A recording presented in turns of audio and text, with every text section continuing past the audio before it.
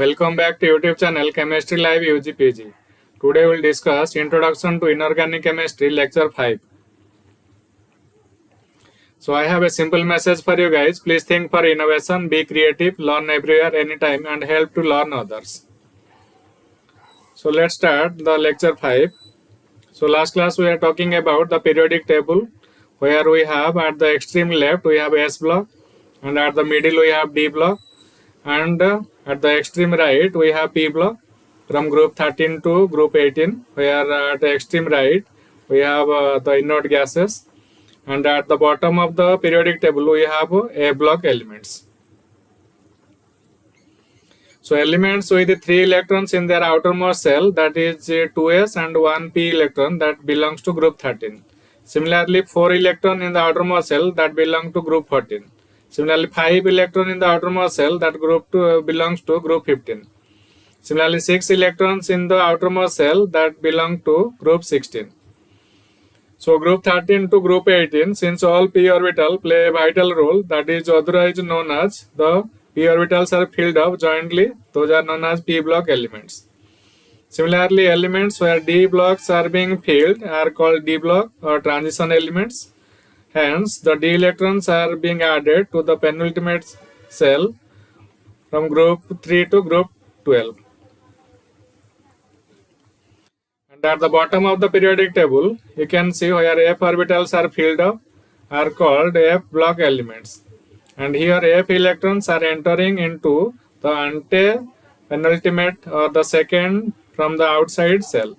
So in summary, periodic table contains elements, and elements are arranged in the increasing order of their atomic number or orbital electrons. So the whole periodic table contains S, P, D, F block elements. So here at the extreme left we have S block, at the middle you have D block, and the extreme right we have P block and inert gas elements, and at the bottom of the periodic table we have F block elements.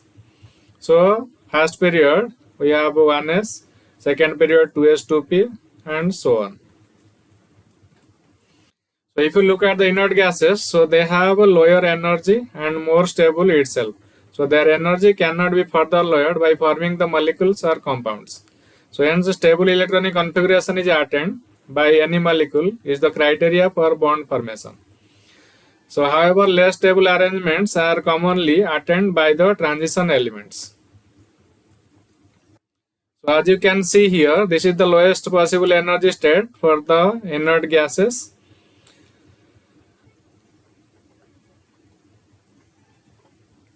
Then let's talk about the type of bonds. So the atom may attain stable electronic configuration by 3 different ways, either by losing electron or by gaining electron or by sharing electron.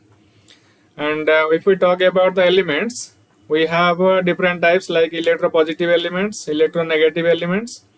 So electropositive elements whose atom give up one or more electron pair readily, and electronegative element which will accept the electrons, and elements which have little tendency to lose or gain electrons, those are inert elements. So here you can see the electropositive elements, so those are called givers.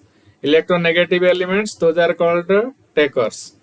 And the inert elements, they have little tendency to lose or gain electron.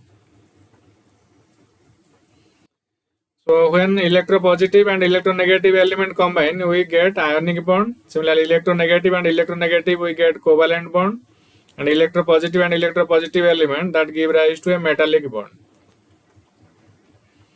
So here you can see in ionic bond, there is a complete transfer of one electron from one atom to other. And in covalent bond, we have a sharing of a pair of electrons from both atoms, and in metallic bond the valence electrons are free to move throughout the crystal.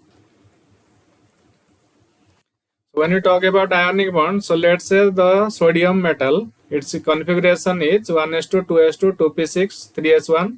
So it will lose one electron, giving rise to Na plus electron. So this Na plus has a stable electronic configuration, and that is 1s2, 2s2, 2p6. So this electropositive element can lose electron. Similarly, chlorine electronegative element, so it has valence shell configuration is 3s2, 3p5. So it will accept one electron, giving rise to Cl minus. So it will give rise to the more stable configuration Cl minus. So it will accept electron or gain electron. So when we have Na plus and Cl minus, they have electrostatic force of attraction that holds the ions in a crystal, forming the ionic bond. So here you can see the sodium and chlorine atom. So they will ionize. So you will get Na plus. So it will exchange electron to chlorine. So it becomes Cl minus. And Na plus and Cl minus, you will have a electrostatic force of attraction in the crystal lattice. So as a result, ionic bond is formed. When we talk about covalent bond, so when two electronegative elements or atoms react together, both atoms have a tendency to gain electrons. Neither atom has any tendency to lose electron. So in such case, atoms share electrons so as to attain the noble gas configuration. So here we can see the example of chlorine. So here you can have a stable octet. So similarly, we can have different elements. They may be in SPDF blocks.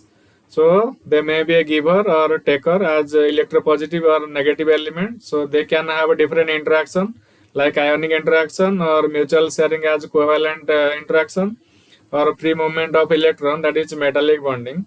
So ultimately they will all attain the inert gas stable configuration. So basically the chemical bonds are not arbitrary rules. So they have perfect structural stability of an inert gas.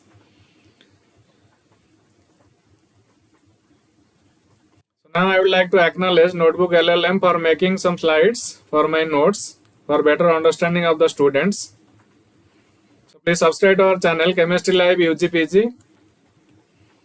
This is the channel for class 11 and 12 students, Foundation Chemistry AV. So this is a simple step towards e-learning, making life better. Thank you all for learning.